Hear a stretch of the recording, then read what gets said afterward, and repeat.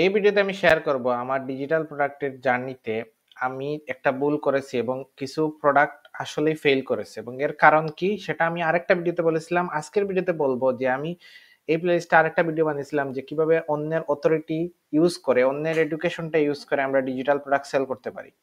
তো আমি এই আইডিয়াটা টেস্ট করার জন্য আমি যেহেতু ইংলিশ চ্যানেলে আমার ডিজিটাল প্রোডাক্টগুলোর ভিডিও বানাই এবং সেল করি, তাই জাহিন চ্যানেল লিখলে আপনি ইংলিশ চ্যানেল পাবেন। আর এখন তো আপনি বাংলা চ্যানেলে ভিডিওটা দেখতেছেন, তাই আপনি ডিজিটাল প্রোডাক্ট নিয়ে কাজ করতে চাইলে নতুন হলে অবশ্যই প্লে লিস্টের প্রথম ভিডিও থেকে দেখুন। আর যদি আগের ভিডিওগুলো দেখা থাকে তাহলে তো এই ভিডিও অবশ্যই আপনি বুঝবেন।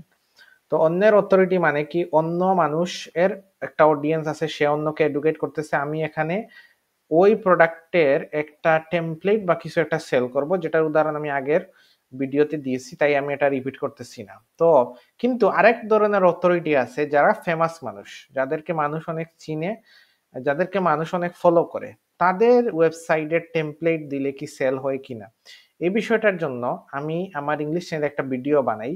মিস্টার বিস্টের একটা ওয়েবসাইট আছে feastables.com, একটা চকলেটের ওয়েবসাইট। এখন বিষয়টা হচ্ছে কি, এই ওয়েবসাইট আমার টিউটোরিয়াল যদি আপনি দেখেন, ওই টিউটোরিয়ালের ওয়েবসাইটে আমি যে ডেমো দেখাইছিলাম আর এখন যে ডেমো আছে কোনো মিল নাই, ঠিক আছে? একেবারে কমপ্লিটলি এটাকে নিউ ভাবে লঞ্চ করা হয়েছে। এখন এইটা থেকে আমার যে এক্সপিরিয়েন্সটা হলো সেটা হচ্ছে এমন অথরিটি ইউজ করা উচিত না, সেলিব্রিটি অথরিটি। কারণ দেখেন মিস্টার বিস্ট, তার আসলে টাকা পয়সার তো কোনো অভাব নাই। সে চাইলে ১ মাস পর আবার নতুন ভাবে ডেভেলপার ডিজাইনার হায়ার করে আরেকটা ওয়েবসাইট লঞ্চ করতে পারবে। আর ফিস্টেবলস এই যে বিষয়টা, কারণ এই ধরনের চকলেট প্রোডাক্ট লঞ্চ না করলে এই ওয়েবসাইটের তেমন কোনো ইউজ কেস নাই। এটা কোনো ফ্রেমওয়ার্ক না। ফ্রেমওয়ার্ক বলতে কি, আমি এর আগের এলিমেন্টারি ভিডিওতে উদাহরণ দিয়েছিলাম যে সোলার ল্যান্ডিং পেজ, এই ধরনের বিষয় বা এই ধরনের যে ওয়েব ল্যান্ডিং পেজ গুলা যেগুলো হাই কনভার্টিং, এগুলোর একটা ফ্রেমওয়ার্ক থাকে যে এখানে, বা আমরা যারা ই কমার্সে কাজ করি এটার একটা ফ্রেমওয়ার্ক থাকে, যেমন কনভার্সন ওয়াইজের টেমপ্লেট গুলা, কোথায় প্রোডাক্টের হেডলাইন থাকবে, কোথায় কম্পারিজন টেবল থাকবে, বেনিফিটস থাকবে, কোথায় এফএকিউ থাকবে।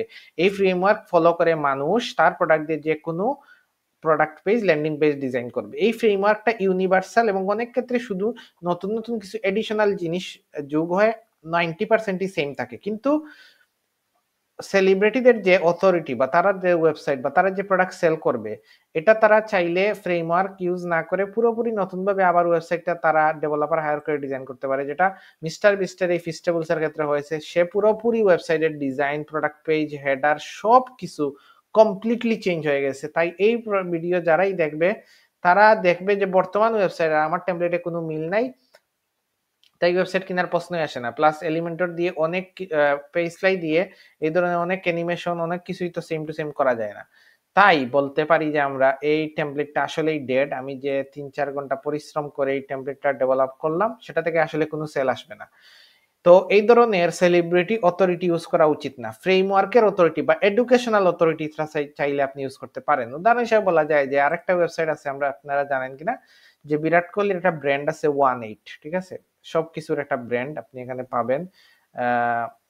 কি কি আছে এই ধরনের অনেকগুলা বিষয়। তো ওয়েবসাইটটা দেখেন, খুবই সুন্দর একটা ওয়েবসাইট। তো আপনি ওয়েবসাইট দেখে বুঝলেন যে আচ্ছা বিরাট কোহলি মতো কেউ ওয়েবসাইট, মানে আমি এটার একটা টেমপ্লেট তৈরি করি। আসলে এইটাও এইভাবে সেল হবে না। কারণ কি, এই ওয়েবসাইট আমিও দেখি, মাঝে মাঝে ভিজিট করি, খুবই রেগুলারলি ওয়েবসাইটের ডিজাইন, লেআউট সবকিছু আপডেট হয়, ঠিক আছে? কারণ এগেইন এই মিস্টার বিস্টের মতো বিরাট কোহলির তো টাকা পয়সার অভাব নেই। সে চাইলে ডেভেলপার হায়ার করে ১ মাসের ভিতর, ইউআই ইউএক্স হায়ার করে ১ মাসের ভিতর আরেকটা নতুন লেআউট, নতুন ইউআই, নতুন ইউএক্স সবকিছু চেঞ্জ করতে পারবে। তো এটা ফ্রেমওয়ার্কের মধ্যে পড়ে না। মানে বিরাট কোহলির ওয়েবসাইটটা সচরাচর ফ্রেমওয়ার্ক ওয়েবসাইট বা এই ধরনের ওয়েবসাইট তারা এসে ট্রেন্ড সেট করে, লাইক মিস্টার বিস্টের অনেক জিনিসই এখন ওয়েবে খুব পপুলার, এই ধরনের মার্কিউ টেক্সট, ঠিক আছে? এগুলা মিস্টার বিস্টের এই ফিস্টেবলস থেকেই পপুলার হয়েছে। বা মিস্টার বিস্টের আরেকটা ক্লোথিং ওয়েবসাইট আছে, সেগুলার অনেকগুলা জিনিসই এখন অনেকগুলা শপিফাই স্টোরে দেখা যায়। কিন্তু এই ধরনের ওয়েবসাইট, সেলিব্রিটিদের অথরিটি ওয়েবসাইট গুলা খুবই রেগুলারলি চেঞ্জ হয়। তাই আমার এক্সপিরিয়েন্স হচ্ছে এই ধরনের ওয়েবসাইট আমি বা এই ধরনের সেলিব্রিটি অথরিটি ইউজ করা ওয়েবসাইট বা টেমপ্লেট আমি আর ইন ফিউচার সেল করব না। এই ওয়েবসাইটটা সেল করে লঞ্চ করার টার্গেটটা ছিলই এটা। তো আমি এখন যেটা ফিল করলাম যে এই ধরনের সেলিব্রিটিরা রেগুলার তাদের ওয়েবসাইটগুলো আপডেট করে, যার কারণে এটা যেহেতু ফ্রেমওয়ার্কের মধ্যে পড়ে না, তাই এক সময়ের ওয়েবসাইট আর অন্য সময়ের ওয়েবসাইটের মধ্যে একটা হিউজ ডিফারেন্স হয়ে যায়, একটা পার্থক্য হয়ে যায়। তাই কেউ এই ধরনের টেমপ্লেটগুলো আসলে কিনবে না।